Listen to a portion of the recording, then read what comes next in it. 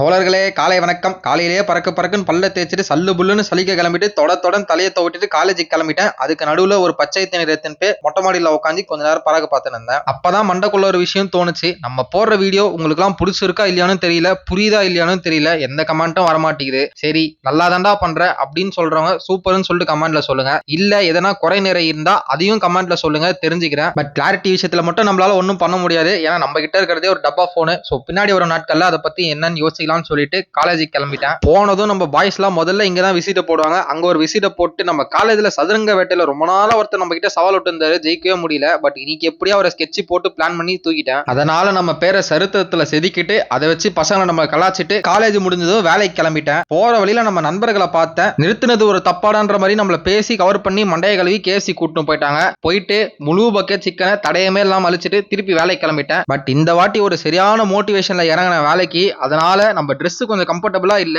வீட்டுக்கு போனோன்னு கம்ஃபர்டபுளான ட்ரெஸ்ல டிரான்சிஷன் போட்டு திருப்பி வேலைக்கு கிளம்பிட்டேன். சரியான வேலை, நடுவுல கொஞ்சம் இடைவேளை. அந்த கேப்ல தண்ணி எல்லாம் குடிச்சிட்டு வீடியோ எல்லாம் அப்லோட் பண்ணிட்டு திருப்பி வேலைக்கு கிளம்பிட்டேன்.